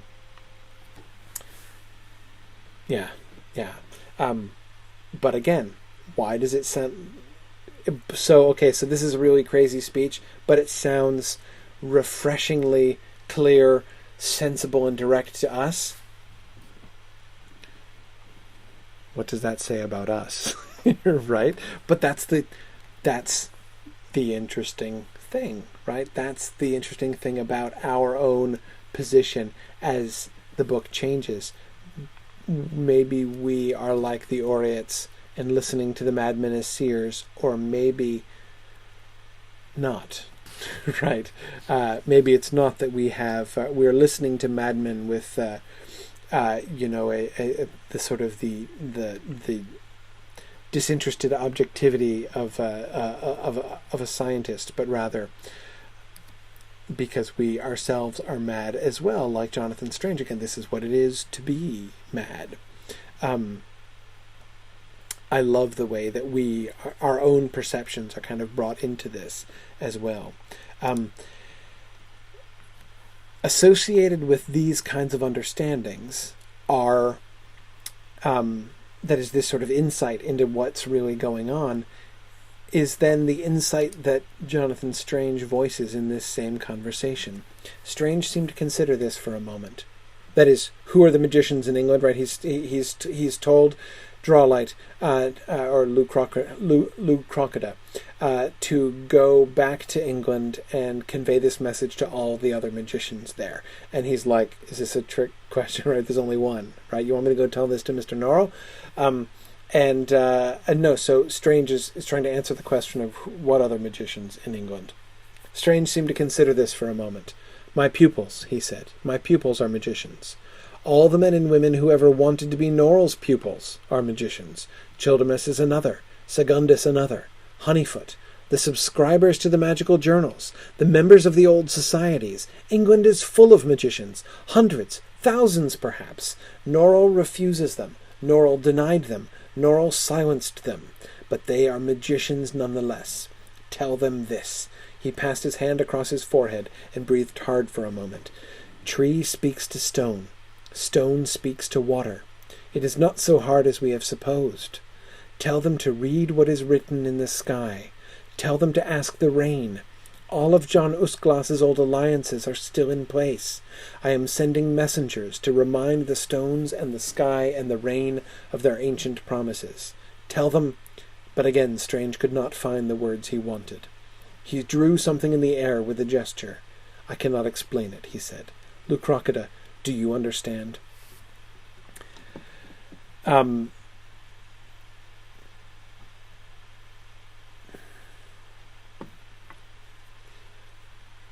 what's to understand? How can anyone understand that gibberish, right? Except we've seen it too, right? Tree speaks to stone, stone speaks to water. Wait, I don't understand. What does that mean? Tell them to read what is written in the sky. Oh, wait a second. We have seen writing in the sky. Childemus, anyway, saw writing in the sky. Tell them to ask the rain. Oh, wait. We have seen the rain writing things on the earth with its water, right? So, wait a second. That doesn't... Maybe we do understand, right? Yeah, and John Moline points out that Drawlight just saw writing in the sky. Drawlight, of all people, Drawlight saw writing in the sky. Yeah, exactly. It can be seen. People haven't seen it. People haven't been seeing it, right? John Usglass's old alliances are still in place. Norrell disapproves of John Usglass and wants everybody to forget him. Why? Remember, because he took the magic with him. He abandoned England and took a magic away. And so we have to rebuild it after Mr. Norrell's model, right? Forgetting John Usglass as much as we can, but Norrell's wrong, right? At least that is the insight that Strange has here. John Usglass did not cancel his old alliances. The power of English magic is still in place.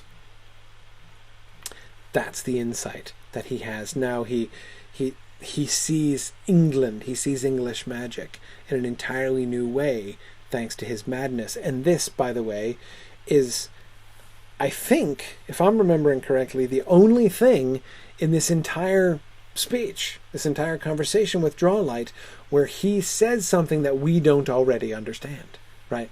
Where he reveals something which is sort of new to us, though we've had plenty of reasons ourselves to suspect it. And when he says it here, again, it doesn't strike us as wholly alien and new. We rather can look back and say, right, yes, I remember. Now I can understand these scraps and things that we've seen. Good. Rachel Draper is exactly right. Ask the rain. This is exactly how. Those are the precise words that the gentleman uses to describe how his own magic works, right? These English magicians, right? Remember when he's insulting them and saying that watching an English magician doing magic is like watching somebody trying to eat with his coat on backwards and a bucket over his head. Remember that passage? As Rachel recalls, he says he just speaks to the rain, right? He just asks the rain, and the rain is happy to do the thing because of his old alliance, because he has alliances with these ancient spirits, right? Jonathan recognizes English people have those alliances too. John Usglass established alliances between the English people and the sky and the rain and the trees and the stones, and those old alliances are still in force. Absolutely.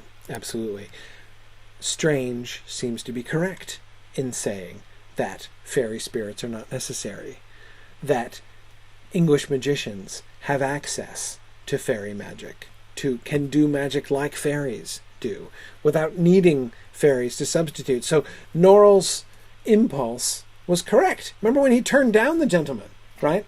No, I'm not going to have you taking credit for everything, right? He's not going to subordinate his own magic to the gentleman's magic. He was kind of, sort of wrong-headed about all that, but he was also right. That's not how you don't need to do magic that way. That Strange still was all about that model, right? I just need to conjure up a fairy servant, and then I'll be as awesome as the Orients. No. So, by the way, who's the one person who gets it? Who's the one person who understands? The one person whose faith in Jonathan Strange is undiminished by his insanity. Everyone is looking at Jonathan Strange's madness and saying, see, there you go. There you go. It's this just shows, like, you got to be careful with magic, right? Oh, okay, that's not the person I was thinking of. You're right. Miss Greysteel, Flora does, in fact, retain her faith in Jonathan Strange. Absolutely. Yes, yes.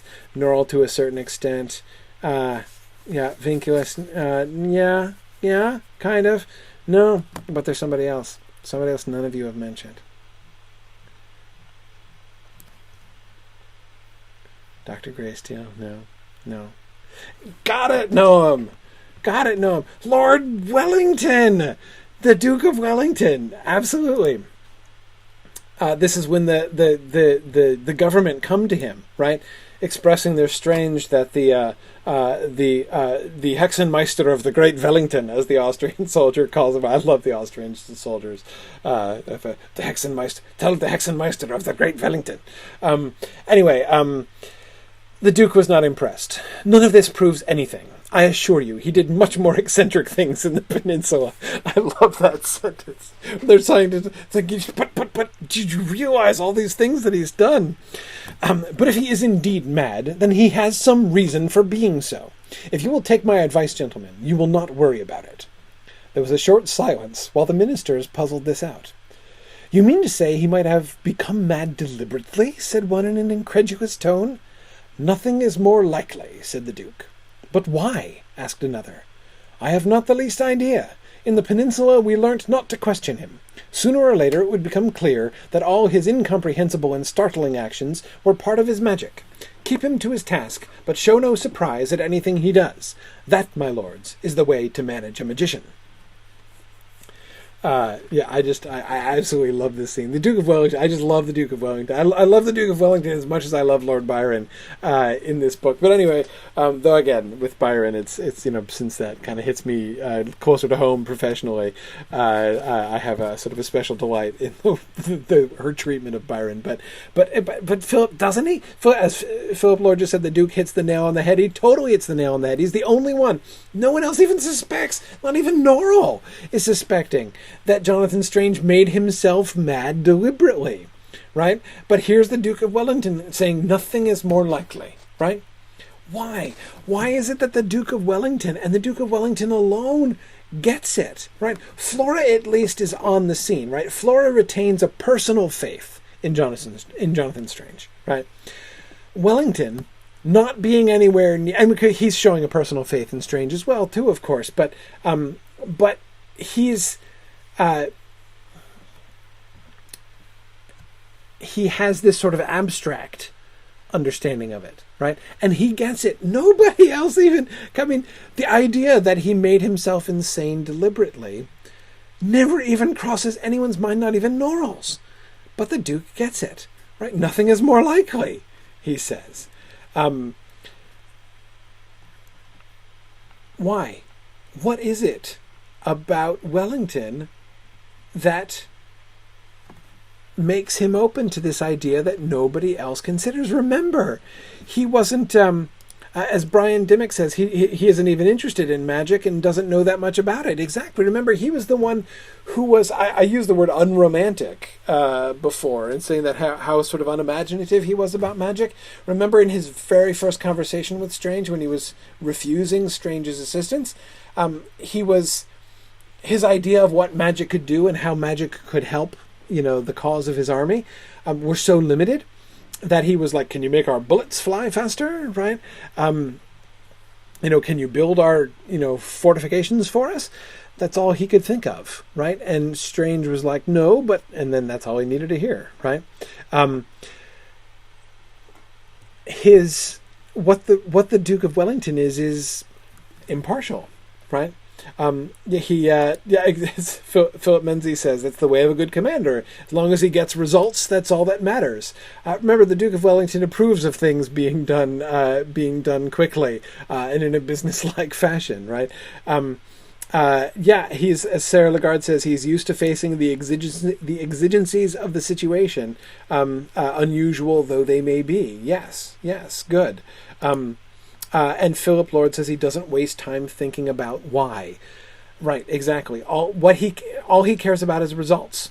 He doesn't care about how things happen, right? He just cares about the results. And he believes, in a sense you could say, that the faith that he shows in Strange is almost the opposite of the faith that Flora Greysteel shows in Strange, right? Her faith is in Jonathan Strange the man, I would say. Wellington's faith is in Merlin, right? Is in the magician, who got results, who never failed to get results. No matter how eccentric might have seemed his procedures, but nevertheless, he always got things done, and he approves of people who get things done. And so he sees no reason to believe that Jonathan Strange is not just getting things done in a different way. I laugh every time I look at the word eccentric. His use of the word, with all this, madness and for him to sort of dismiss all of the admittedly insane things that Strange is doing as mere eccentricity, just really sort of makes me laugh. But anyway, I really find this sort of wonderful. In part, it's because of Wellington's separation from, because he doesn't know, Brian, as you were saying, because he doesn't know or particularly care much about magic. In a sense, that sort of insulates him, right? He's like, well, I don't know how it works. I don't really actually care how it works. I just want to, I believe in results. He gets results. This is probably getting some results. I mean, and in a sense, we see Strange sort of showing a kind of, Wellingtonian efficiency and kind of daring in his own strategy here, and sort of the campaign against the gentleman. We've now replaced Napoleon with the gentleman with the thistledown hair, right? And this is part of Strange's campaign in his sort of assault on Ferry to rescue his wife now. Anyway, I absolutely love this scene with Wellington, but the way, I mean, even at the very least, the way that it really foregrounds this question of perceptions and what do you categorize as insane, and notice the apparent contradiction of terms, right? I mean the statement that third sentence in his first quotation there. But if he is indeed mad, then he has some reason for being so. That statement seems nonsensical, right? The whole definition. Because no, he doesn't say, if he appears mad, he has some reason for being so. No. If he is indeed mad, he has some reason for being so. If he has indeed lost his reason, then he has a reason for that, right? It's like a contradiction in terms. And yet, Wellington is fine with that, right? But that's exactly in being fine with that, Wellington comes closer to understanding from this completely external perspective the true nature of madness in this story, closer than anyone else ever does in the book. And that, I think, is really kind of awesome. Anyway, okay. We're almost out of time, but that's okay. Let's look at one more thing before we go. Two more passages, one more little theme that is kind of applying this principle in a sense, this thinking about madness and our own perspective and sort of how much we can see and seeing to the reality of things. Coming back to the fairy, coming back at the end of class here to where we started with the fairy's confident proclamation about the, what that apparent prophecy of the Raven King really was talking about, right? When we hear the gentleman with the thistledown hair speaking, it sounds different to us as we move along. And here, John, I'm thinking about what you were pointing out earlier in class about the trajectory of the gentleman, right? And I would say that's one way of looking at it. It's true that the gentleman's status is sort of in decline, but the other way of looking at that is that our own knowledge, our own insight is rising, right? As we ourselves cross deeper and deeper into the realm of madness and begin to understand and see all of these things. Anyway, so this is right after Stephen. This is right after the gentleman has just returned from when Strange demanded that he give him the thing that the last magician that he got from the last English magician that he was. Why did Strange ask that? Well, Strange asked that because he was hoping, he was trying to get information from the fairy, right? So if one of the Orient magicians gave the fairy something that he would then give. So basically, this is Stephen's way of getting a hand-me-down direct from the Orients, right? He would get, maybe it was a book, hopefully it's a book, right? But that seems to be, as far as we can see, what was in Strange's mind. We certainly know he knew nothing about Lady Pole. He wasn't angling for the finger, right? He had no idea what it was when he got it, right? We know, and yet here's did I say Stephen? I meant Jonathan Strange, of course. Sorry, thanks, John. But anyway, okay. So this is when the gentleman then shows up to Stephen and is really upset and saying disjointed things which Stephen can't understand, right? From this rather incomplete explanation, Stephen deduced that the magician must have succeeded in summoning and speaking to the gentleman with the thistledown hair. But surely, sir, he said, there was a time when you wished to aid the magicians and do magic with them and gain their gratitude. Oh, I'm sorry. Look, I was wrong about the context. This isn't after he asked for the finger. This is before that. This is just after he saw him for the first time. Okay. There was a time when you wished to aid the magicians and do magic with them and gain their gratitude. That is how you came to rescue Lady Pole, is it not? Perhaps you will find you like it better than you think. I love the word rescue, right? You came to rescue Lady Pole. Oh, perhaps, but I really do not think so. I tell you, Stephen, apart from the inconvenience of having him summon me whenever he chooses, it was the dreariest half-hour I have spent in many a long age. I have never heard anyone talk so much. He is quite the most conceited person I have ever met. People like that, who must be continually talking themselves and have no time to listen to anyone else, are quite disgusting to me. Love that sentence. Oh, indeed, sir, it is most vexatious. Stephen Black's wit is awesome. But isn't it interesting, for whose benefit is Stephen Black making all of these equivocal statements, right? It's almost like the fairy, the butler anyway, recognizes that somebody's spying on him, right? We're spying on him. The gentleman can't see us and doesn't know that we're there, but it's almost like Stephen does. Anyway, it is most vexatious, and I dare say that since you will be busy with the magician, we will have to put off making me King of England, right? But again, so the point that I wanted to make here is that we see the gentleman in decline, right? Look at how oblivious he is. Far from being one who sees everything, we see how blind he is, certainly to himself, right, and his own situation. How much better Stephen Black himself understands everything that's going on.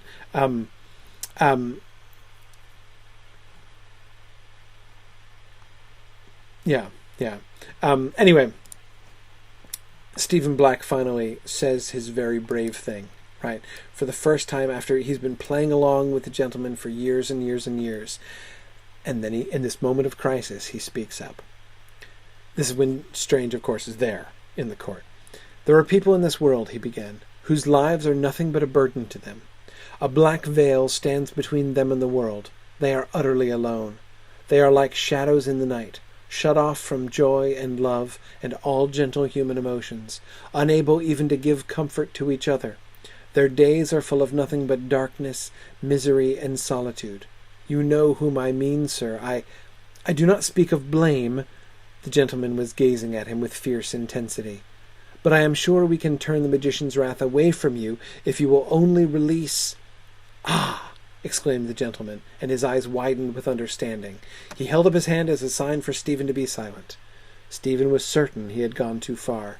Forgive me, he whispered. Forgive? Said the gentleman in a tone of surprise. Why, there is nothing to forgive.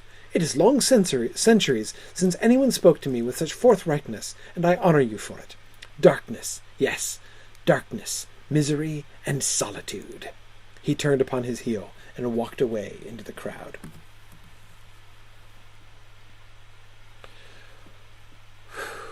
how many levels on which we can read this, right?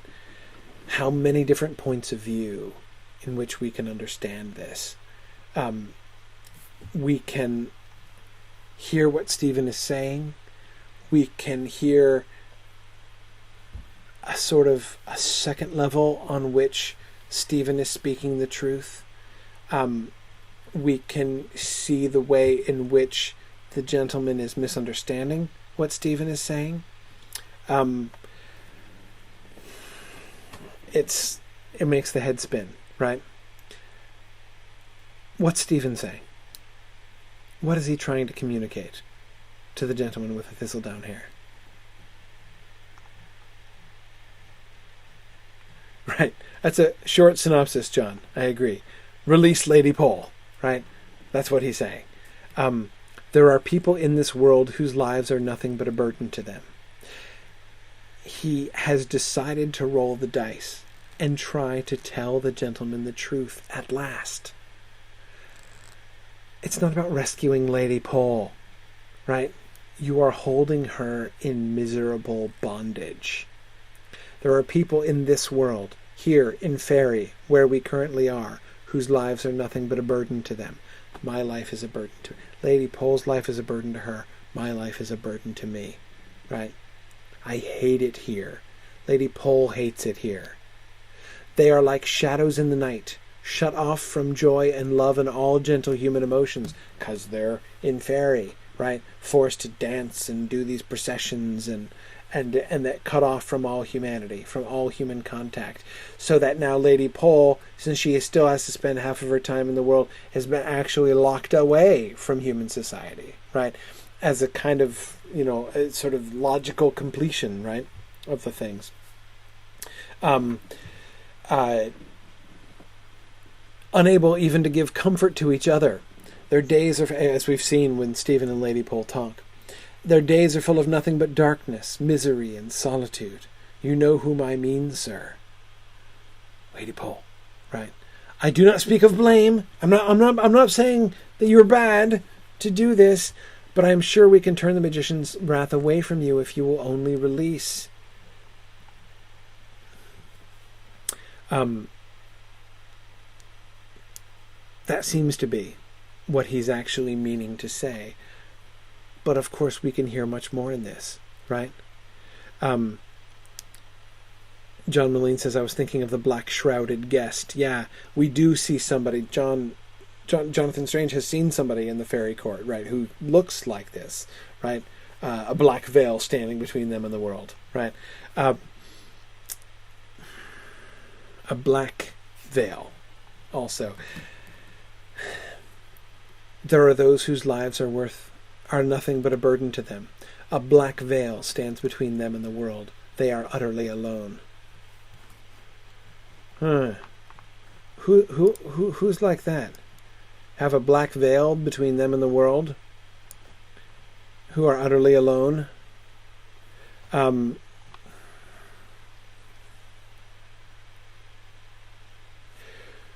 Mine means that any man may strike me in a public place and never fear the consequences. It means that my friends do not always like to be seen with me in the street. It means that no matter how many books I read or languages I master, I will never be anything but a curiosity, like a talking pig or a mathematical horse.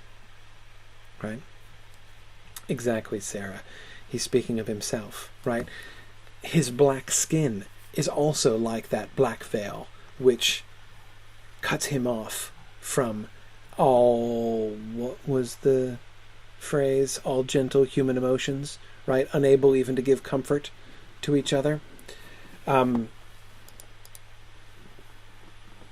and yet, he is, Philip, as you point out, he is using this speech to ask for mercy for Jonathan. Well, primarily mercy for Lady Pole, right, and for Arabella, but he is asking for mercy, right? Mercy for himself as well. Notice how he's carefully speaking in the third person here, right? They are utterly alone. They are like shadows in the night. He's not saying we. He's not speaking in the first person.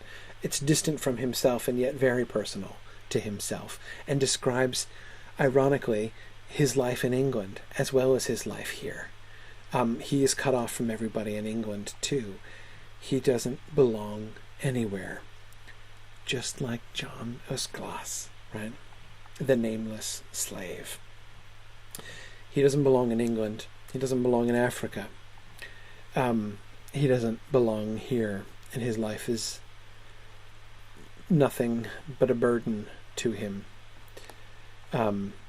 Fortunately for him, perhaps not the greatest glory and the greatest burden. Oh, wait, maybe glory and burden are joined together sometimes. I guess that does kind of happen, doesn't it? What does the gentleman hear when he hears this speech, right? How does he release this? Exactly as John was saying. How does he finish the sentence that he cuts off, right? If you will only release what? The darkness, right? Darkness, yes. Darkness, misery, and solitude. That's it. Brilliant, right? Yeah. No, it's not really. It's.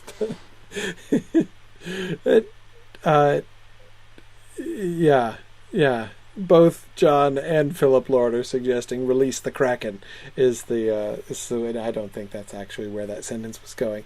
But yes, Sarah Lagarde says, for the gentleman, it's always about himself. Exactly. Exactly, Karita. Darkness, misery, and solitude. Make more of it. Problem solved. Yes, exactly. That's what you should deploy. Darkness, misery, and solitude. Absolutely.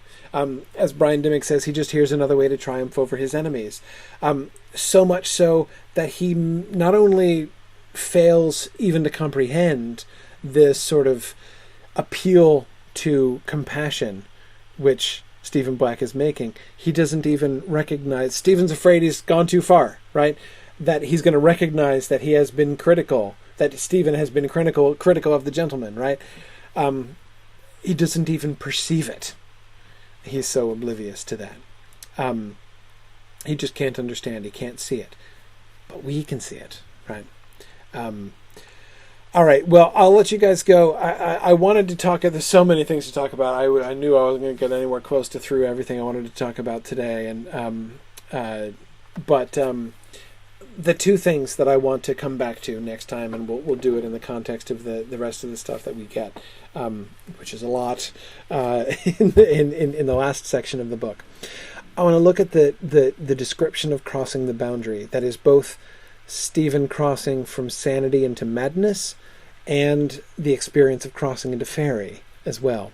And I want to look at more about these old alliances that we were talking about earlier. We will see right after this, in this scene, the gentleman invoke his old alliances, straining them to the utmost in order to bring darkness, misery, and solitude to Jonathan Strange. But of course we also have Jonathan Strange and his recognition about those alliances and John Usglas's alliances. So so we'll get there. We'll talk about that stuff next week, and of course we'll get through to the end of the book, and we'll come back to Norrell, and we'll come back to Herdview Abbey, and it's going to be awesome. So I'm confident we will completely finish discussing the end of the book next time. Thanks, everybody. Have a good week, and I hope you managed to that you've been keeping up, and will be able to get through to the end of the book next time. And do remember, sort of try to take note, and go ahead and you can start sending me emails now. I'll start accumulating them for topics to discuss in the class after next, in our sort of bonus class. So thanks very much, everybody. Good night.